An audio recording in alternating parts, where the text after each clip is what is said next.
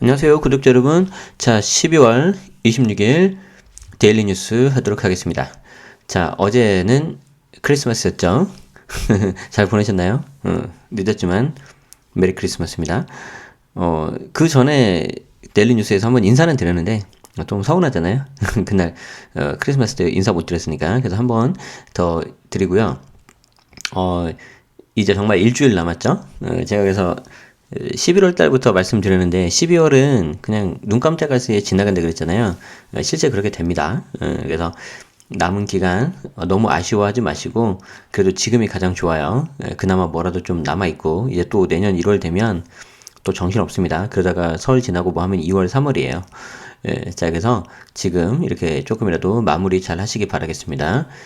자, 연말이다 보니까 아무래도 특히 직장인분들 많이 계실 텐데, 직장인분들 이때쯤이면 이제 거의 다 결정이 났을 것 같은데, 연말 성과급이라든가 그런 거 있죠. 그런 부분에 있어서 뭔가 나는 좀 성과급도 이번에 받은 것 같고, 뭐 연봉 인상도 된 것 같은데, 이상하게 내 수중에 들어오는 돈은 좀 별로 없죠. 항상 이래요. 그래서 이제 그거를 좀 말씀드리려고 하는데, 제목이 이거예요. 갑자기 어떤 아저씨가 있어가지고 좀 놀라실 것 같긴 한데, 자, 봅시다. 자, 요즘 누가 1억 연봉 목표로 하나요? 고액 연봉자들 실수령액 한번 살펴보자. 이건데, 그 일반 기사가 아니라 네이버 포스트라고 해서, 다른 언론사에서 했던 좀 약간, 그런 걸 내용으로 좀 제가 좀 가져왔는데요. 자, 여기 이제 보시면은, 실수령액 월 660만원 정도. 20년 이래야 억대 연봉 대기업은 증가 추세. 하지만 10년 모아도 아파트 한 채 사기는 어렵다. 자, 이거죠. 그래서 이제, 실수령액이 이것저것 다 떼고 나면 월 660 정도라는 거죠. 그리고 20년 정도 일해야지 억대 연봉인데, 야, 이걸 가지고 이제 10년 모아도 아파트 한 채 사기 어렵다는 건데, 이게 이제 중요한 되게 PIR 개념이 나옵니다. 그거 좀 잠깐 설명드리려고 하고 있어요. 자, 봅시다. 직장인 경력 연차별 평균 이직 횟수. 10년이 넘어가면 평균 한 2.6회, 2019년 정도 이렇게 되네요. 2010년에는 2.0. 그러니까 최근 들어서는 점점 이직이 잦아지고 있죠. 저도 그랬었고요. 자, 초고액 연봉을 여기서는 9억 3,720만 원 정도로 했네요. 초고액 연봉 기준은 월 건보료 상한액 239만 원 납부자를 했습니다. 어디에 많이 있냐? 자, 역시 예상하신 것처럼 삼성전자 151명. 와, 김앤장. 이게 이제 가로가 작년이었었던 것 같은데, 그쵸? 괄호하는 2013년 심의권에 든 기업의 2016년 순위와 인원. 2013년 10위권 기업 중 SK에너지, 대신증권, KTB투자증권은 2016년 20위권에 들지 못함. 자, 그래서 한번 볼게요. 삼성전자 1위, 김앤장 2위, 법무법인 광장. 와, 근데 광장으로 오면서부터 28명으로 확 줄어버리네요. 현대자동차 5위. 이야, 역시 현대차. 역시 자동차. 메리츠 종금. 서울 탁주 도봉 제조장. 갑자기 약간 생뚱맞는데 살짝. 약간 좀, 제가 뭐, 죄송하지만 여기 회사를 뭐 낮추거나 그런 게 아니고요. 다른 거 막 금융권, 뭐 법률 약간 이쪽이잖아요. 근데 갑자기 탁주가 나와가지고. 자, 3일 회계법인. 신한금융투자, 삼성생명보험, CJ, 네이버, LG전자, 서울 탁주 구로 제조장, 서울 탁주 영등포 제조장. 아, 이쪽에서 좀 가져가시는구나. SK텔레콤, 삼성물산, LG화학, 이마트, NC소프트, 제일기획. 와, 신기하게도 이 세 개, 여기, 뭐죠? 순위에 제가 다녔던 회사가 다 있네요. 어디냐고요? 안 가르쳐 주죠. 자, 봅시다. 2019년 10년차 직장인들의 이직 횟수를 조사한 결과 평균 4번의 이직 횟수를 보여줬다. 이 또한 꾸준히 증가하고 있는 추세인데 요즘에는 평생 직장이란 개념 없죠. 평생 직업은 있지만 자, 잦은 이직의 이유로 꼽은 1순위는 바로 47%가 선택한 낮은 연봉이었다. 이렇듯 연봉은 직장인들의 가장 큰 관심사이자 중요한 부분인데 당연하죠. 웹툰 미생에서도 그런 말이 나왔죠. 직장인에게 중요한 게 딱 두 가지야. 승진과 월급날과 승진. 근데 참 그게 되게 자조 섞인 그런 멘트였음에도 불구하고 도저히 부정할 수 없는 그런 거였어요. 자, 재밌는 또 정보가 있어요. 최고 최저 평균 소득 직업인데 이 파란색이 최고고요. 이 갈색이 최저예요. 근데 1위가 보시면 국회의원 1억 4천만 원. 웃겠습니다. 근데 안타깝게도 최저 시인 2위 고소득자가 이제 고소득자만 먼저 봅시다. 국회의원 1억 4천, 성형외과 의사 1억 3,800, 3위는 기업 고위 임원 1억 3천, 4위는 도선사 자주 나오죠. 그 배 이렇게 들어올 때 그 방향을 알려주는 그런 거예요. 자, 5위가 대학 총장과 학장. 자, 최저인 경우에서 이제 순위를 좀 보면 조금 안타까운 건데요. 자, 시인, 작사가, 방과 후 교사 보조 출연자, 소설가, 패스트푸드 점원이었습니다. 자, 한때 연봉 1억은 꿈의 연봉이라고 불리기도 했었는데 최근에는 물가가 나날이 상승하면서 이 금액도 부족하다는 지적이 나오고 있다. 세전 금액인 1억은 실수령액 계산해보면 생각보다 적다는 것이 다수의 입장인데 그렇다면 과연 세금이 얼마나 되고 실수령액은 어느 정도나 낮은지 알아보도록 하자. 이게 이제 이번 기사의 포인트였죠. 실수령액 660만원 정도인데 자 그에 대한 가장 큰 이유가 요 4대 보험이라는 거죠. 4대 보험입니다. 자 여기 봅시다. 자, 우리나라 근로자들은 4대 보험과 소득세를 제외한 금액을 월급으로 지급받고 있는데, 그러니까 일단 세금이 빠져나가는 건 기본이고요. 거기에 4대 보험까지 나간다는 거죠. 자, 월급 실수령액을 보면, 자, 세전 금액에서 뭐가 빠지냐면요. 세전 금액에서 일단 소득세, 세금이 빠지죠. 그리고 플러스 4대 보험이 이게 빠집니다. 자, 그런데 이 4대 보험이라는 게 국민연금, 건강보험, 고용보험, 산재보험 이렇게 있다는 거죠.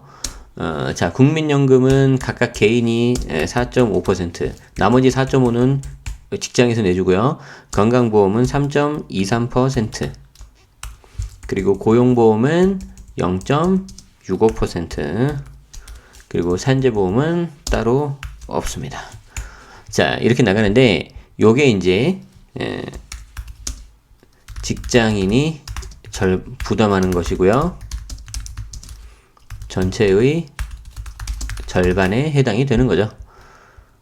자, 이에 연봉이 1억 원인 근로자는 매달 국민연금 최대 부담액이 21만 600원. 그리고 건강보험은 요거, 자, 그래서 요거 좀 크게 좀 볼까요? 제가 좀 새로운 기능을 가져왔어요. 그래서 이렇게 하면은 크게 보이죠. 되게 신기하죠. 맥에서만 됩니다. 맥에서만, 애플에서만.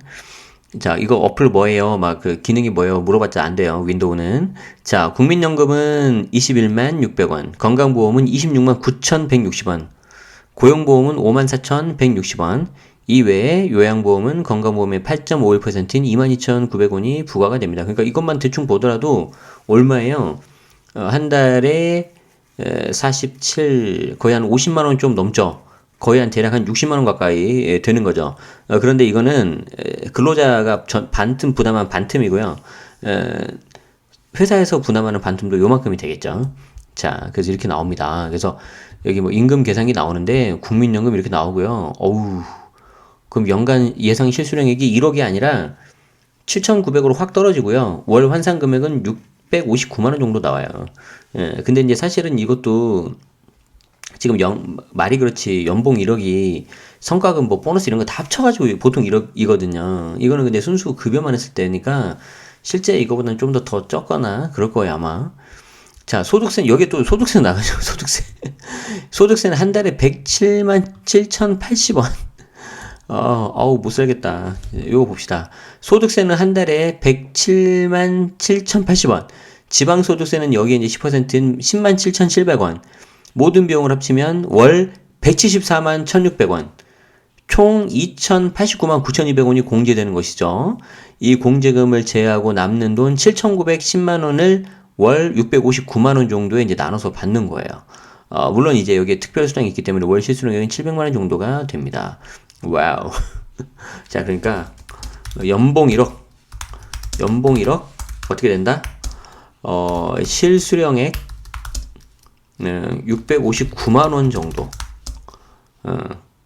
여기에 이제 플러스로 특별수당 등이 있다면 대략 700만 원 정도가 이제 한 달에 가져가는 거고요. 소득세만 한 달에 107만 원. 자, 그래서 여기에 이제 이것저것 하면은 총 월 174만 원 정도가 공제 금액으로 빠짐. 그래서 1년에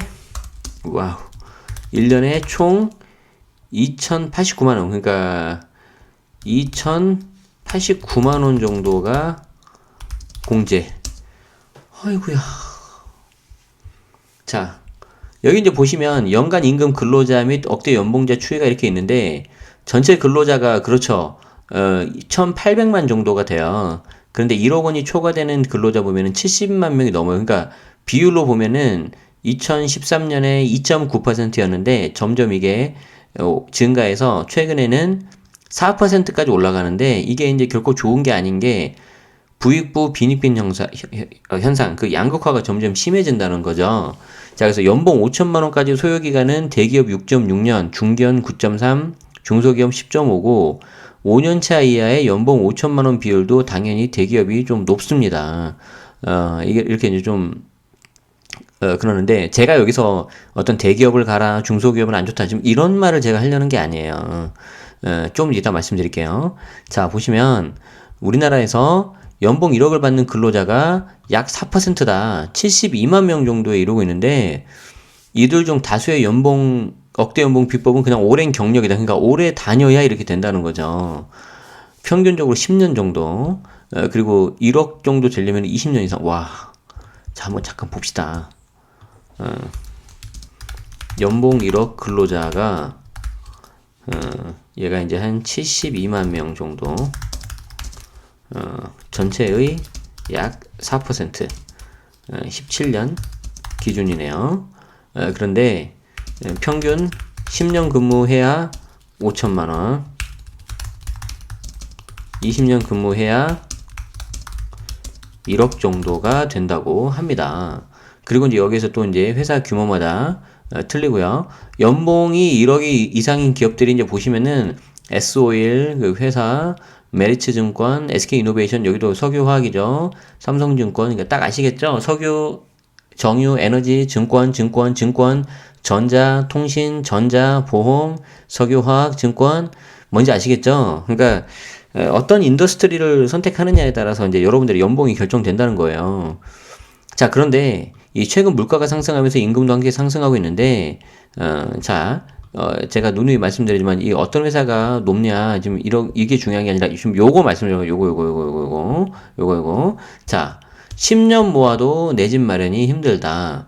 자, 서울 아파트 평균 매매가가 지금 보시면 강남권은 거의 10억이 육박하고 있고 서울 평균은 8억 2천 정도, 강북권은 6억 정도 이렇게 되는데 1억 이상의 연봉을 받는 직장이 많아지고 있지만 물가 상승이 너무 빠르다 보니까 임금이 그 속도를 따라가지 못하고 있다. 매해 같은 돈으로 구매할 수 있는 서울 부지의 평형이 줄어드는 것만 보더라도 둘 사이의 갭이 커지고 있는데 이게 이제 조금 어려운 말로 구매력이 떨어지고 있다고 하는 거예요. 쉽게 말해서 똑같은 돈의 가치가 떨어지고 있다는 건데 제가 어렸을 때 기억하기로는요. 지금도 1억이 큰 돈이지만 그땐 1억이 정말 더 큰 돈이었거든요. 그래서 대부분 사람들이 일단 1억을 모으면은 나는 뭘 할까 그 생각을 하면 대부분 가장 많이 나왔던 게 그냥 은행에다가 이자 넣고 그걸로 이자 받아 먹고 살겠다. 그런 이야기를 되게 많이 했었어요. 그런데 지금은 정말 그 돈의 가치가 떨어져서 1억이 예전에 말했던 그 1억이 아니죠. 자, 그리고 이제 은행 이자만 가지고도 못 살아요. 자, 실제 1억으로는 서울 시내 아파트 방 한 칸 마련하기도 힘든데 뭐 생활비, 교통비 등 기본적인 생활을 유지하기 위한 비용을 모두 제하고 난 돈을 모두 모으더라도 부자가 되기는커녕 내 집 마련을 마련하는 것조차 버겁다라는 거죠. 꿈의 연봉인 1억을 받아도 서울에 집 한 채 사기가 어려운 게 현실이기 때문에 물가 상승 속도를 임금이 따라가지 못하고 있다. 그래서 여기에 경제적 악순환이 반복되고 있다는 건데 앞으로는 1억이 아닌 10억 정도가 꿈의 연봉으로 불리지 않을까 싶습니다. 그래서 뭐 10억이 모여야 그 정도는 돈을 벌어야 되네. 어디 회사를 다녀야 좋네. 지금 그게 중요한 게 아니고 지금 여기서 지금 굉장히 중요한 힌트가 나오는데 여기 보세요. 10년 모아도 내 집 마련 힘들어. 자, 이거 나오죠? 자, 이걸 제가 말씀드리고 싶은 거였던 거예요. PIR. Price Income Ratio.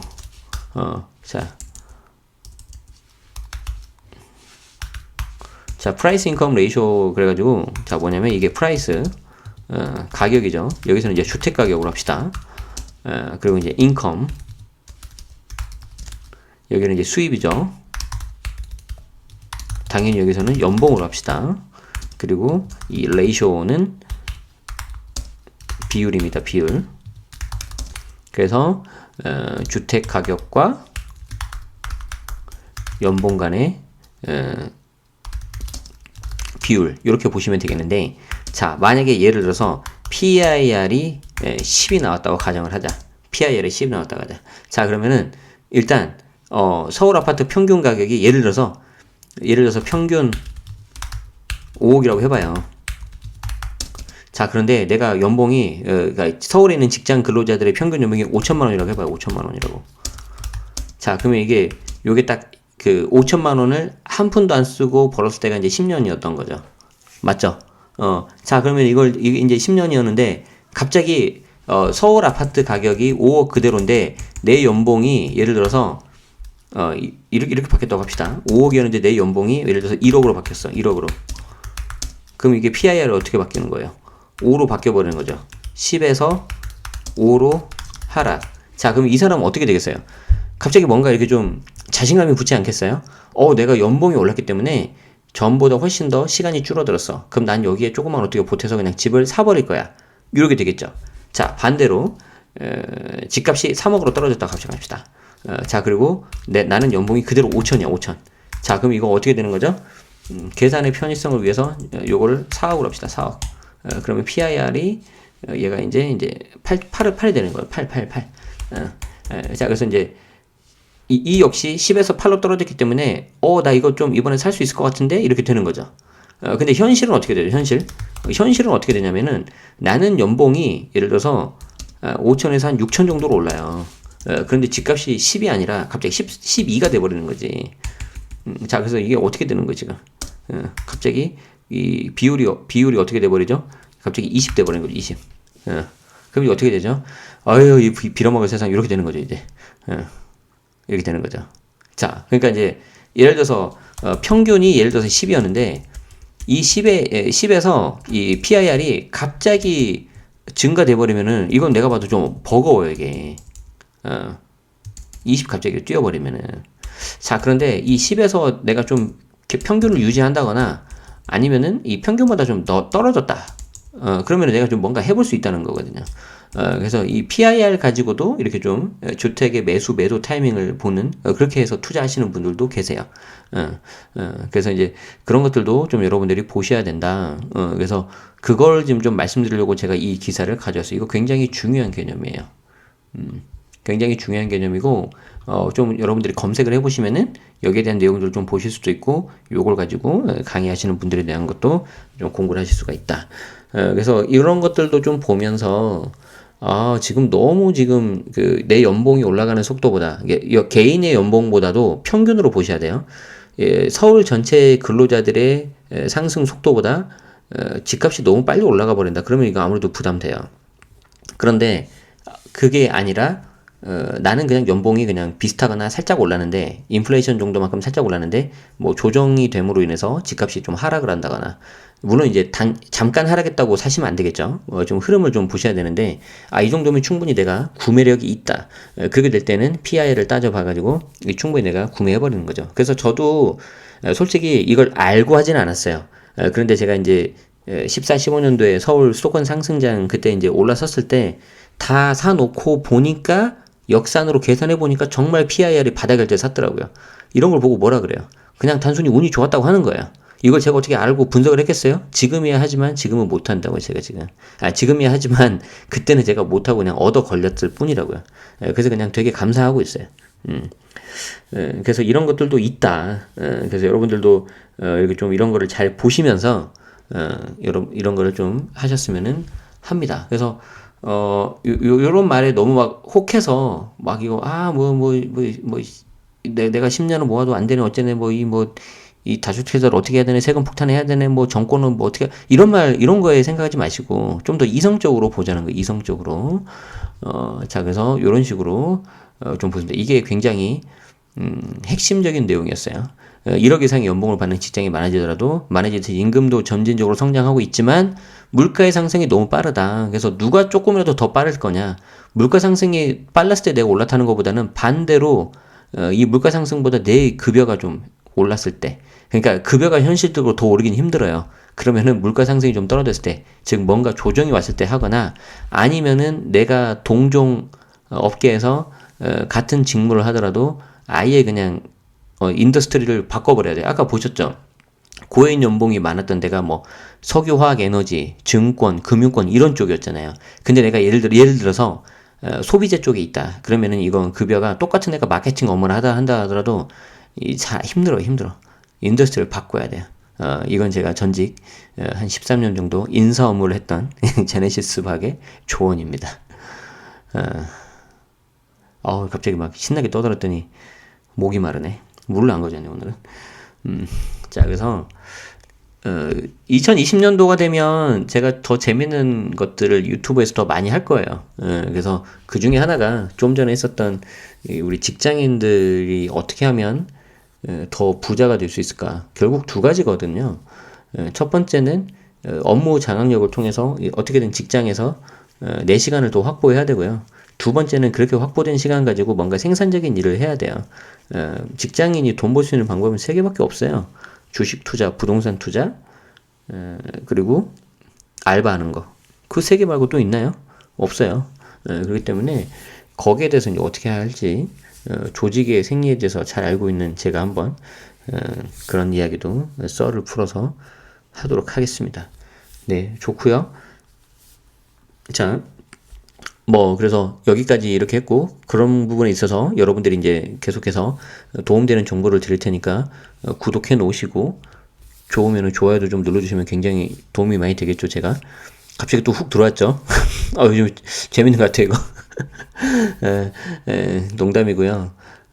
제가 어제 방송에서도, 엊그저께 방송에서도 제가 똑같은 말씀을 드렸던 것 같은데, 정말 연말에 10,000명 될 것 같아요. 그래서 신기해요. 이렇게 말로 하니까, 이루어지는 것 같고요. 이 모든 건 다 여러분들 덕분입니다. 그래서 감사 말씀드리고, 어떤 이벤트를 할지 지금 고민 중에 있습니다. 그래서, 평소에 좀 저하고 계속 이렇게 댓글이라도 좀 주시고, 소통하셨던 분들한테 조금이라도 뭔가 좀 혜택이 가면은, 좋겠다라는 생각이 들어서 좀 계속 고민을 하고 있습니다. 자, 그렇습니다.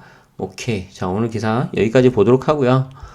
저는 이제 또 남은 2019년도를 좀 잘 마무리 할 수 있도록 이렇게 준비를 하도록 하겠습니다. 여러분들도 남은 시간 마무리 잘 하시고요. 늘 말씀드리지만 아시죠? 항상 건강하고 행복하시기 바랍니다. 소중한 자기 자신을 위해서 말이죠. 아시겠죠?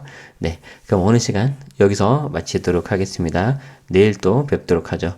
지금까지 채널 제네시스 박 데일리 뉴스였습니다. 고맙습니다.